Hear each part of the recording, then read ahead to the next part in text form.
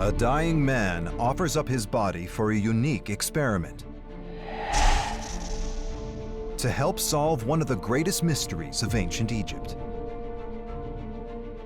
the art of mummification. How did the Egyptians preserve these people so well?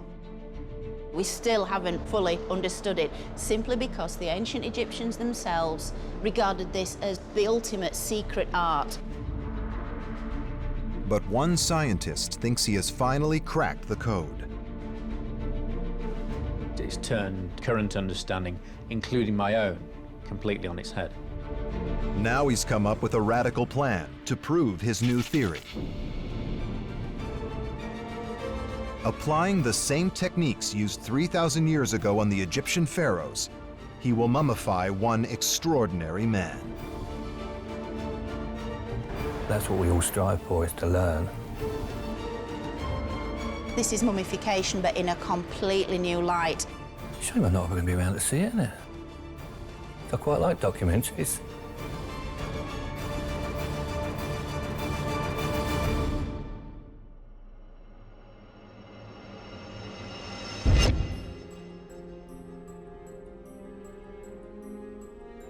Egyptian civilization dominated the ancient world. For the last 9 years, Dr. Joe Fletcher of the University of York in England has been on a quest to discover its most intriguing secret: the mummification of the pharaohs. It just allows us to look into their faces and see them as the same kind of individuals as you or I. We can really try and tap into what made the ancient Egyptians tick. The human body starts to decompose around 4 minutes after death. So how did the Egyptians manage to preserve them for more than 3,000 years? In all the hieroglyphs and scripts of ancient Egypt, there is no written formula for mummification. Its techniques must have been passed down by word of mouth alone. Mummification was secret because the well-being of Egypt depended on it. It meant that even after death, the pharaoh could still protect the nation in spirit. The death of any pharaoh was a crisis point for the ancient Egyptians, and it was essential that each deceased pharaoh be transformed into a mummy to create basically a permanent home for the soul. The mummified pharaoh's soul could still recognize his body and dwell there forever. If the divine royal soul could last forever, so could Egypt. It was a kind of guarantee that each one would last for eternity. With the future of Egypt at stake, mummification was a matter of national security. But to crack the code, Joe Fletcher has an expert ally: her partner and academic colleague back home in England.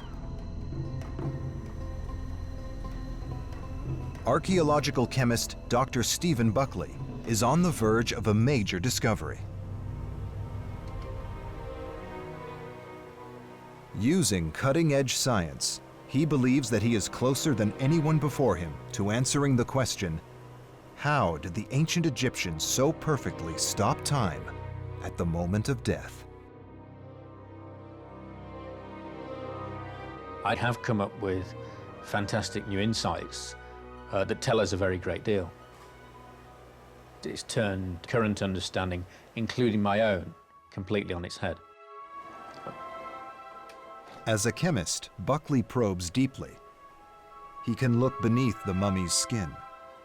What I was able to do was to look at things in quite a different way, and in doing so, get information that perhaps people had missed.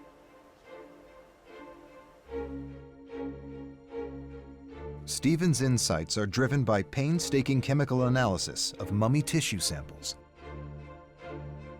He has identified intriguing but familiar ingredients: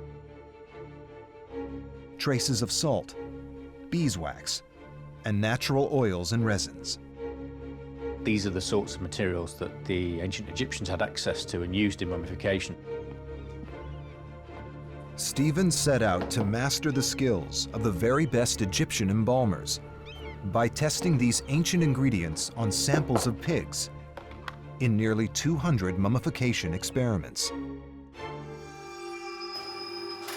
Now he's ready to prove his theory in the most challenging way possible. You really need to do a human being to test it ultimately. I felt as long as the person and the family had their eyes open and wanted to do this, it was the right thing to do. The opportunity has finally arrived. Now, in a remarkable gift to science, a human donor has given his body to be mummified in the same way as ancient Egypt's very best. Over the next 3 months, a carefully assembled team of experts will attempt to preserve his body using techniques last practiced by the ancient Egyptians more than 3,000 years ago. Professor Peter Venisis is one of the world's top forensic pathologists. What we're doing here is going to help us understand a lot more and improve our knowledge on the whole process of mummification. He has performed more than 10,000 autopsies, many on murder victims. If I see something and I've never encountered it before, I do say, what's that? What's this all about? And try and investigate it. It's a challenge. Forensic anthropologist Professor Bill Bass is a world expert in human decomposition. All of my adult life, I have been interested in looking at the changes that occur to teach students on what happens after death. Bass is the pioneering scientist behind the Body Farm in Knoxville, Tennessee, where human donors give their bodies for research. People wonder. People wonder, well, what happens? What happens when a body decays? Professor Bass and his colleague Rebecca Taylor will monitor the project from Tennessee. But the most important person in this story is not a scientist.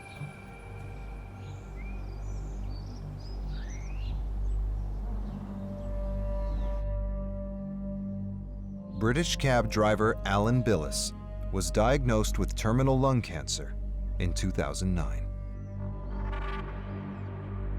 I was reading the paper, and there was a little piece that volunteer with a terminal illness to donate their body to be mummified. And I thought, well, I fit that category. How many people have been leaving their bodies to science for years? It's not going to go away, is it? So you just have to get on with it. After 36 years of marriage, Alan's wife Jan is used to surprises. Oh, he just said, I've phoned up someone about being mummified. I said, what? Yes, I phoned up someone about being mummified. And I thought, oh, here he goes again. Because he's just the sort of thing you would expect him to do. It's all right, isn't it? Saves you the money on the funeral now. Goodness sake, Alan. If people don't volunteer for things or offer to do things, nothing gets found out. So, I know, right, yeah, they mummified people centuries ago, but they're trying to copy that same way of doing it. 4 months after this interview, in January 2011, Alan finally lost his battle with cancer. He was 61 years old.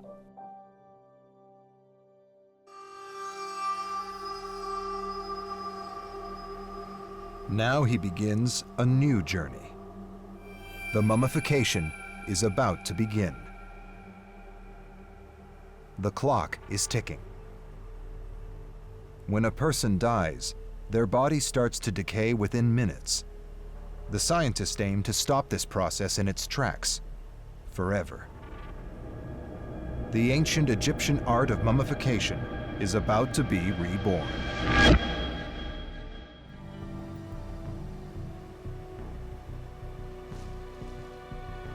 A team of modern scientists is trying to crack the secret techniques of ancient Egyptian mummification. Now, after years of detailed chemical analysis, they are ready to put their theory to the ultimate test. on a human volunteer. They will first make a small incision in the abdomen, through which the internal organs will be removed. Where do you think we should actually make this incision? It's on the left side somewhere, isn't it, Stephen?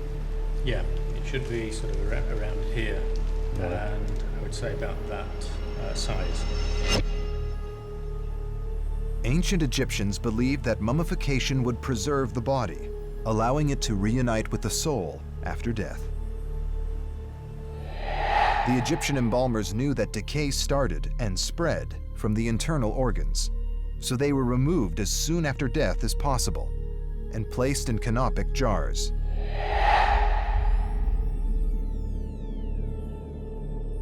Egyptologist Dr. Joe Fletcher is part of the mummification team.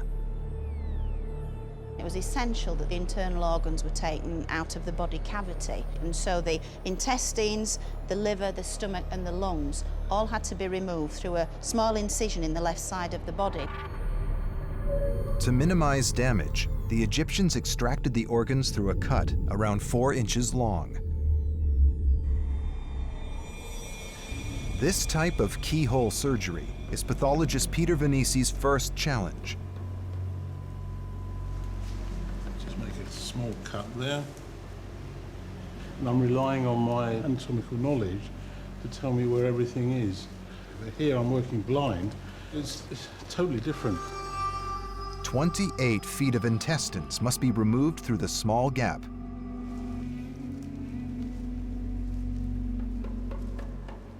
Forensic anthropologist Professor Bill Bass and Rebecca Taylor are experts in human decomposition. They are monitoring the procedure remotely. Your major bacteria is in the digestive tract. When you took out the digestive system, you've taken out your major bacteria creator there. If you don't, then that body's not going to last very long because your bacterial count is building up. With the intestines, stomach, and liver removed, the team now moves further inside the body. I've got to separate the lungs from the heart. That could be quite difficult to do. I can feel the top of the lungs. They're really stuck down, making life quite difficult for me. Retrieving the lungs is the toughest challenge. Not only are they penned in by the rib cage, but they must be removed without damaging Alan's heart. For the Egyptians, it was vital to preserve the heart inside the body. It had very special significance. The Egyptians regarded the heart much as we understand the brain to function now. The heart was the seat of wisdom and intelligence and intellect, and so it was essential that the heart remained inside the body. With just the heart remaining, the modern-day mummy makers now pack Alan's body cavity with small bags of linen, just like those found inside Egyptian mummies. Just make sure the chest cavity is really full. Is it filling up? It's beginning to, yes. The bags replace the missing organs, restoring Alan's outward appearance. I think that actually does it. We've got the shape there, we've got enough in his abdomen, it's firm. That only leaves one major organ, the brain. It was once thought that all Egyptian mummies had their brains removed through the nostrils with a metal hook. But this X-ray of a 3,000-year-old mummy's head suggests otherwise. It looks very much, looking at these scans, that you can see quite clearly the outline of the brain here, so it's obviously been left in. The brain has shrunk to less than half its size and settled at the back of the skull, but it's still clearly visible. Although the consensus is generally the brain was removed, clearly that wasn't the case. Because it can clearly be well preserved without doing that, then for me, his brain needs to be left in place. Right, okay, that makes sense. I've got nothing in my body I'd like to keep, so whatever bits they want to put in jars and hide them away, they can do. Experimenting is all about. It's trying different processes to make things work. If it doesn't work, it's not the end of the world, is it? Now the team faces its biggest hurdle. Somehow they must halt tissue decay caused by water, which makes up 70% of the body mass. And they can't use a single modern-day chemical.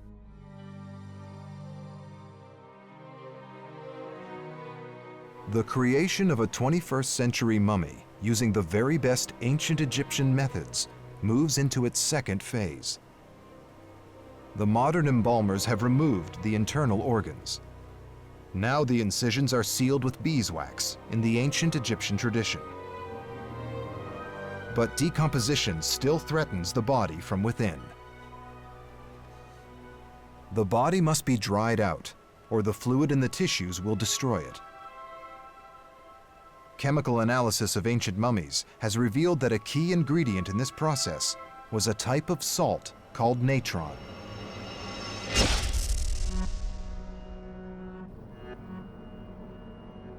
Egyptians have gathered natron from dry lake beds like these for more than 4,000 years. Its use was first described by the ancient Greek historian Herodotus, who visited Egypt around 450 BC.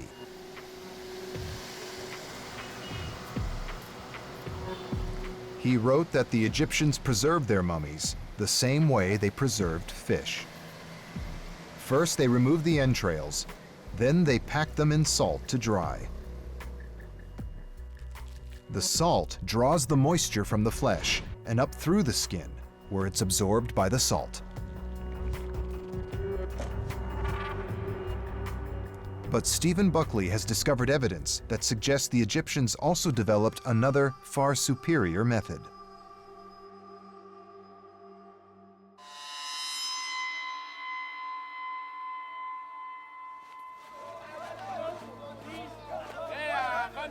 His breakthrough came in 2003, when Buckley and Dr. Joe Fletcher were given access to a mysterious tomb in the Valley of the Kings, known as KV-35. Inside lay 3 exceptionally preserved royal mummies, including one of the great figures of ancient Egypt, Queen Ti.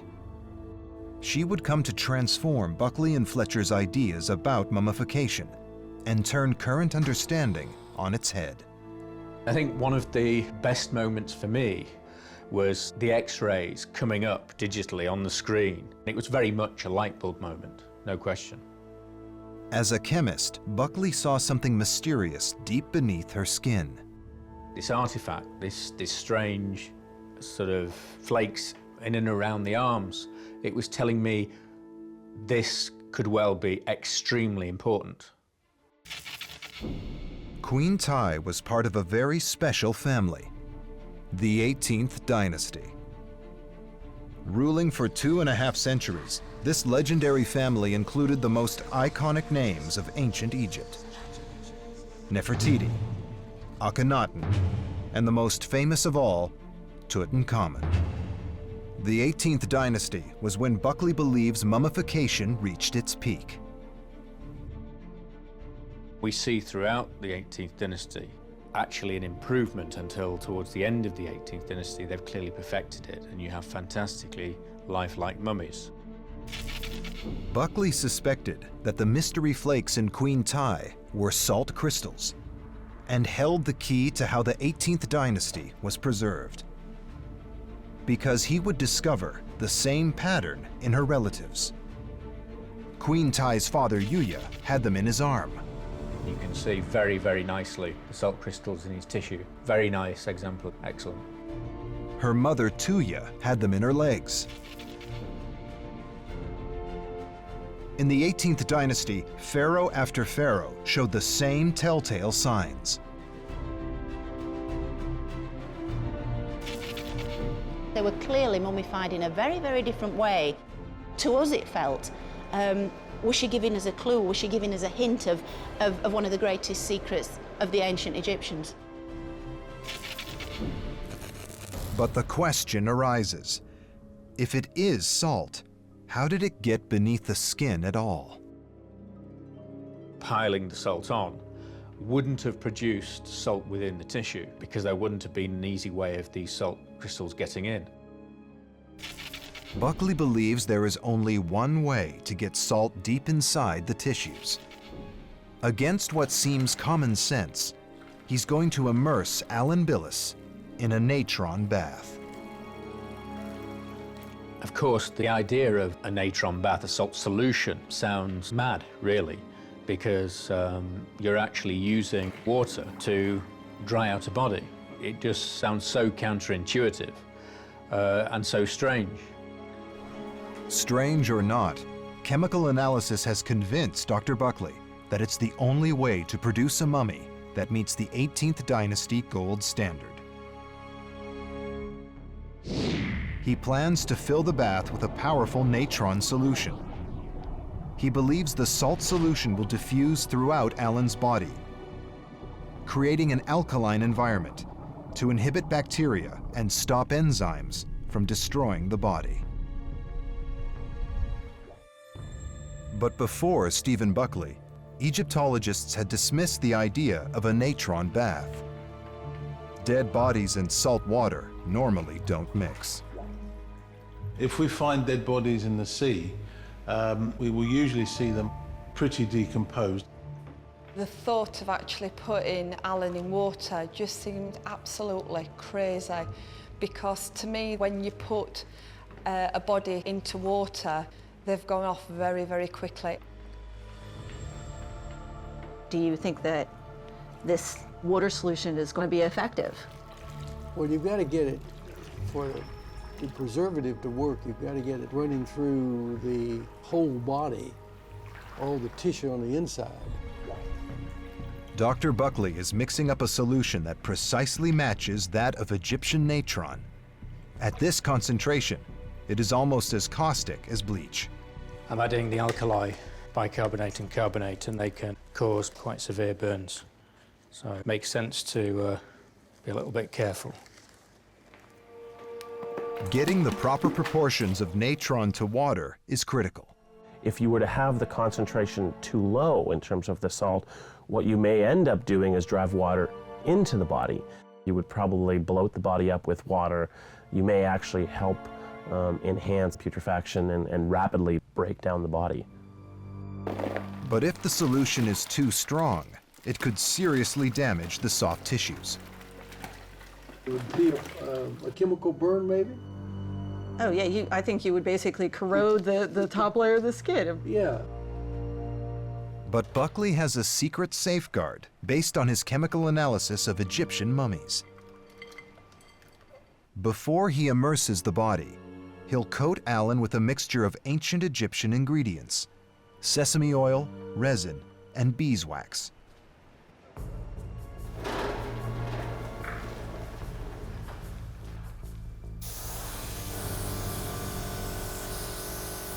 When the sesame oil dries, the beeswax and resin will form a barrier layer on the skin to stop it from bleaching.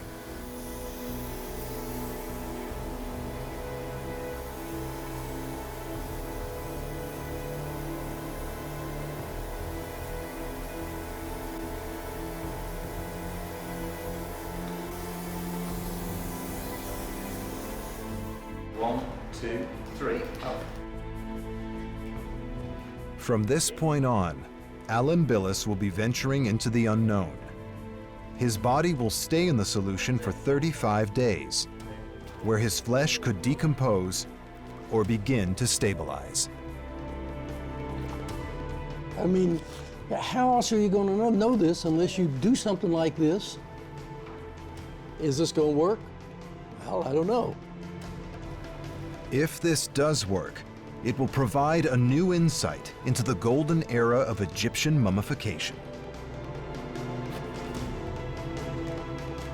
It is an experiment. Perhaps it won't serve any purpose to save life or anything, but people can still learn from it. That's what we all strive for, is to learn. If it fails, then Alan will have given up his body for nothing. I'm not particularly worried. I was more concerned with Jan's reaction, because she's quite a caring person.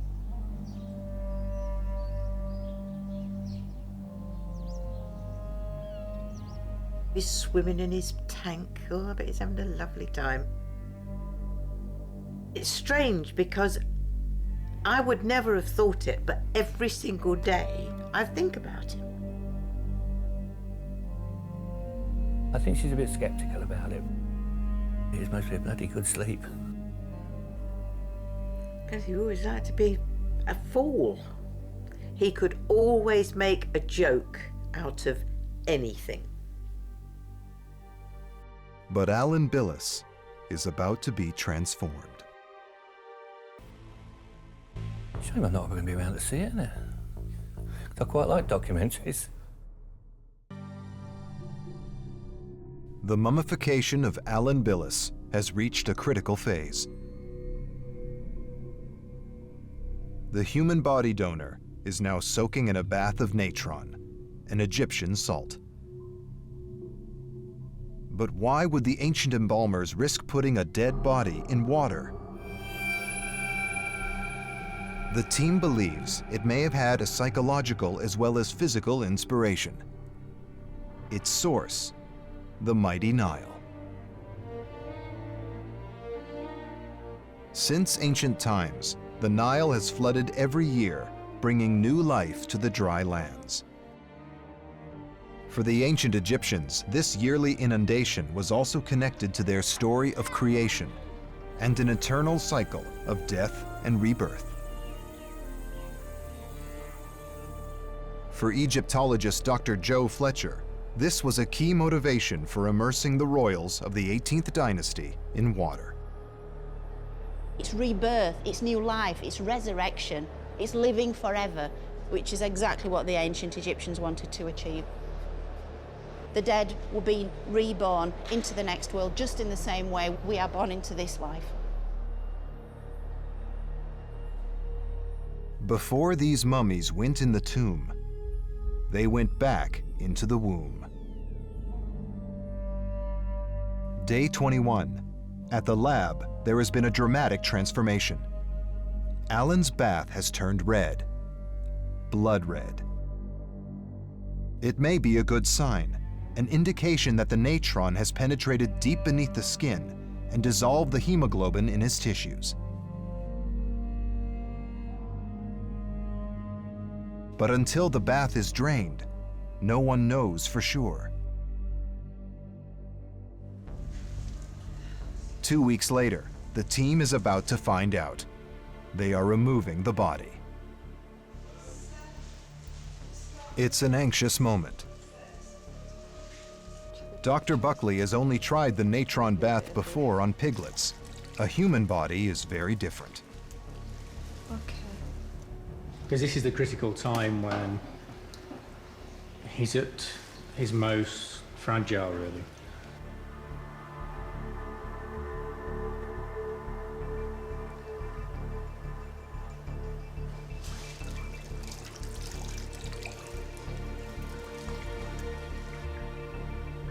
His belly might seem a little distended, but it was a little that way before he went in, and but it should reverse itself. The solution has soaked into the linen packed into Alan's body cavity, distending his abdomen. The straps have rubbed away some protective beeswax, allowing the skin to bleach in places, and left pinch marks on the body. I think I've really always had a great deal of respect for the Egyptian embalmers. Doing this project, I have yet more respect for them because of the difficulties that you see when you try it for real. Stephen Buckley hopes he has transformed Alan's body chemistry. The natron bath is highly alkaline. As the solution soaks into the skin, he believes it will have both driven out the internal liquids and started to break down the body fat into a new and highly stable form. This should make Alan's body far more resistant to decomposition.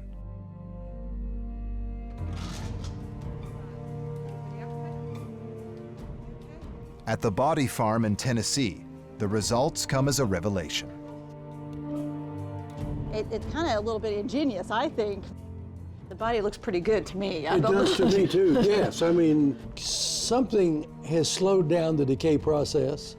Because if you'd call me to say how long has he been there, I'd say maybe 3 days at the most. He's in good shape. Alan's saturated body will now be moved to a heated chamber to dry out. Dr. Buckley believes this would have been the logical next step for the ancient Egyptian mummy makers. I just programmed the unit to replicate Egypt, so that's high temperature, low humidity. Over the next 2 weeks, Alan's body will be slowly dried. He will then be ready for the last transformative stage in his journey to becoming a real-life royal mummy. The body of human donor Alan Billis is edging steadily closer to becoming a mummy. It's day 51. He's dry, and he's about to be dressed, wrapped from head to toe in linen. Wrapping was a complex religious ritual.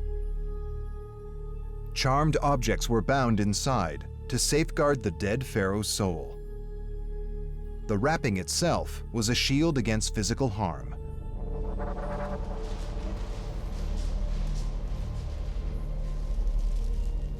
For the Egyptian embalmers, this would be the very last time they would see the face of their pharaoh.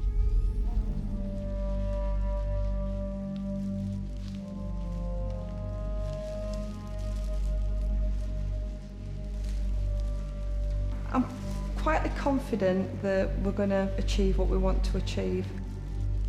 Once we do wrap his face, to me it's also very emotional because this is very final. Alan will now be left to dry for a final 6 weeks. Only then can the team decide whether his mummification is a success or a failure. But before the team of scientists get to examine him, this modern-day pharaoh will receive one last farewell.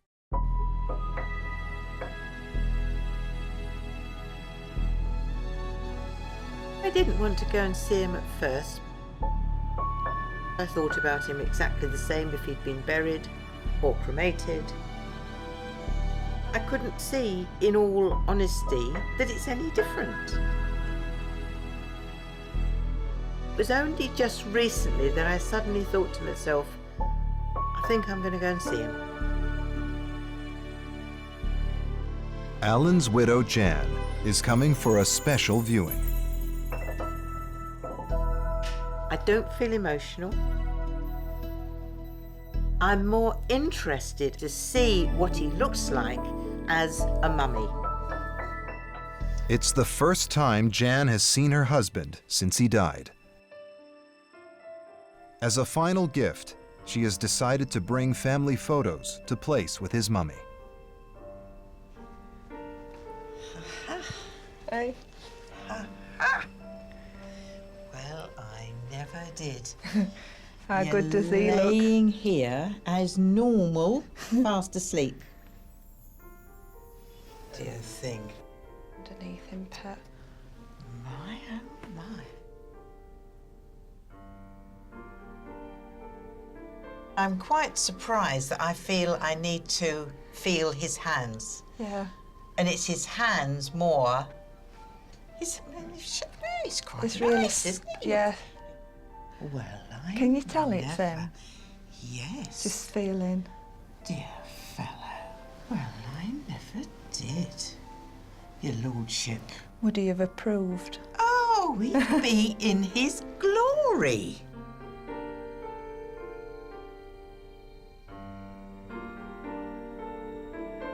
Okay. Yes. So I can give you permission to leave and you'll be happy leaving him and trust I will me? be very happy. I think you've looked after him beautifully. So, yes, you can stay with us. You'll look after you far better than I did, dear. Oh, bless me. Come on. Come on. Okay. Don't you cry. It'd be me crying.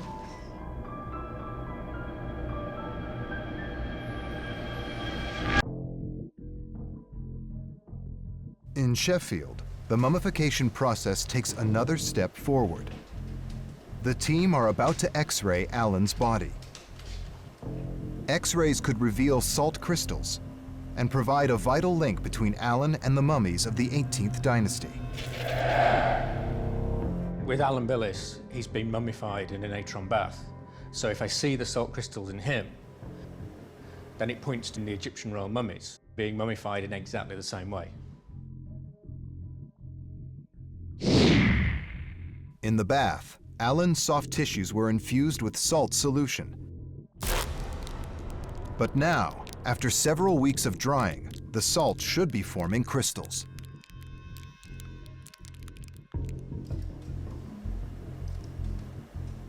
Stephen targets the X-ray beam on Alan's legs. He and Maxine retreat to a safe position and hope for the best.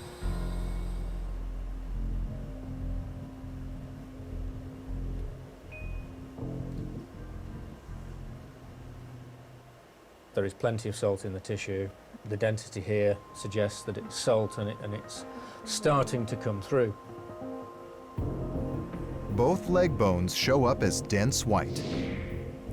Outside the bone, the rest of the soft tissue is filled with streaks of white salt. It's patchy, isn't it? It's patchy, but it's quite uniform in the same way as that it's affecting all the tissues. Yeah. It's not just in one area. The white streaks are present across the entire body, the shoulders and arms, legs and feet.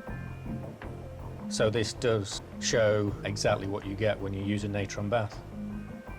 Alan is gradually taking on the features of an 18th dynasty mummy. I mean, the reality is the time frame involved is relatively short. The longer you leave it, the crystals will grow larger. That's the way it works. The process is nearly complete. Over the last 90 days, Alan's body has been disemboweled, packed with linen, and sprayed in a protective oil. He has spent 5 weeks in a salt bath, wrapped, and then dried for a further 6 weeks. Tomorrow is the final day of scientific analysis, when at last his fully mummified body will be revealed.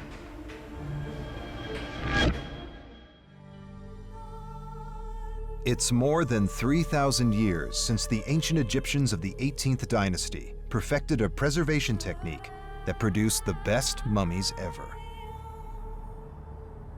Now it's time to see whether their methods have been successfully reproduced on Alan Billis, a 61-year-old cab driver from England. Alan donated his body to be mummified, and today is the day of reckoning. Now the team of modern-day embalmers is coming together 3 months after the process began. They know that if Alan's body is to survive for 3,000 years, it is essential that decomposition has been halted completely. CT scans will reveal the condition of Alan's deepest tissues. Pathologist Professor Venices wants to assess whether ultimately these tissues have been stabilized. We need to have the appearances of dark, leathery, hard tissue. I'm actually very excited to see how this is going to pan out. For archaeological chemist Stephen Buckley, it will be the culmination of almost 20 years of research into the methods of Egyptian mummification. What's so important about today is I'm actually going to see Alan's body in the condition that the best Egyptian mummies were at the time they were going into the tomb, which was the crucial time for the soul to recognize the body. I will see how well he's preserved now, and therefore how he's going to look in the long term. Dr. Joe Fletcher, the Egyptologist on the team, has come to witness the renaissance of an ancient secret art. It's as if we're scrolling back to a very special time in Egypt's history. They were trying to almost deny that death had happened and keep these specific, very special individuals here on Earth in as lifelike a way as possible. And if we've achieved that with Alan, that'll be a tremendous thing. Even if Dr. Buckley and Dr. Fletcher's theory is right, this is a method that hasn't been tried in more than 3,000 years. If they got a single step wrong, then Alan's body may have started to decay, or worse, putrefy. There's only one way to find out. The soft tissues of Alan's foot provide the first critical clue. That's really good. Yeah. Look at his toe. Yeah. Are you pleased with that? Yeah, very. Yeah, in good condition. Yeah. That is amazing. Still some give as well. You've got good delineation of the tissue, of the shape of the foot, because you've got quite a lot of tissue here as well. As Stephen says, it's still got give in the skin, underneath especially. The natron salts have transformed Alan's skin, muscle, and body fat, halting decomposition and stabilizing his tissues. This foot looks good. It's properly stable as far as the changes are concerned. It's got a nice colour to it. It's not like a decomposed body. It would have been soft and slimy. It's almost like a cast, isn't it? Yeah, it is. That's a good description, a cast. Yeah. Professor Venesis needs to check that the changes are uniform. Alan's hand has lost a greater proportion of water and fat, but it has the same signs of stability. This has lost a lot more tissue, particularly from the ends of the fingers. The top of the hand at the back is a bit more like the foot, where it's softer, but still has this leathery texture to it. You expect the fingers to move at any point. And all those fingernails are on, aren't they? Yeah, they are. We need to see some more, though. With the CT scan, Professor Venesis can examine Alan's entire body. He explores the outer layers of soft tissue. The skin itself has this leathery appearance, which indicates that he has become mummified all over. We can see it over the chest, over the arms in particular. It does look as if it's a pretty uniform mummification, which is good. The body cavities are scanned for signs of decay. We can actually take layers off the body and go down to the cavity. The decomposition process seems to have been arrested. Even the deepest tissues are stable. It makes me very confident that his tissues have been mummified correctly and in a very successful manner. But the final proof is still to come.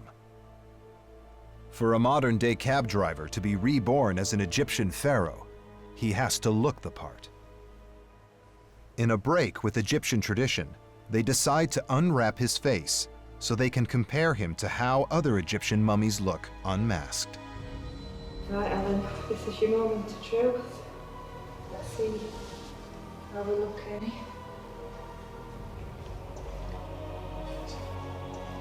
Wow. There you go, Alan. Still him.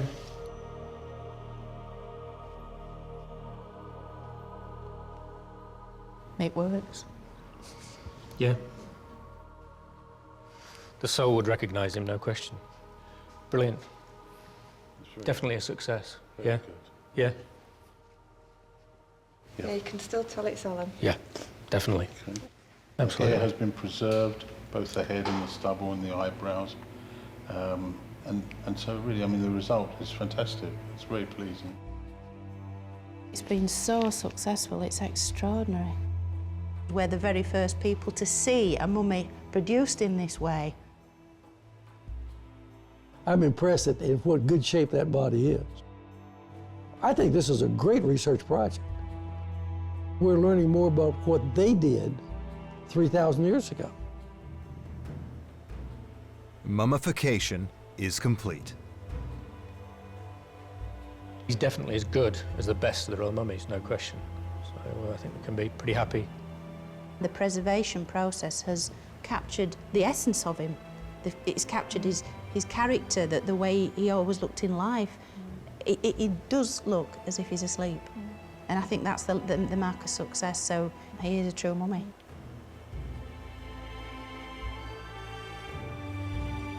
I think he's on the road to looking very much like the best of the 18th dynasty in 3,000 years' time. He's perfectly preserved.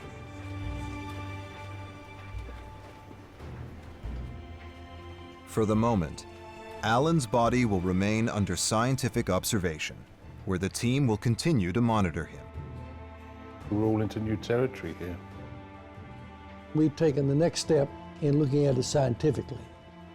100 years from now, I'll bet you're going to see that there's been tremendous strides made in this procedure.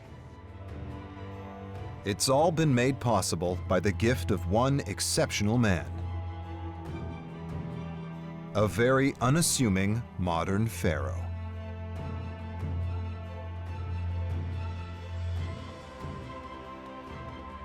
I'd like to hope I'm going to be missed. I've had quite a good life.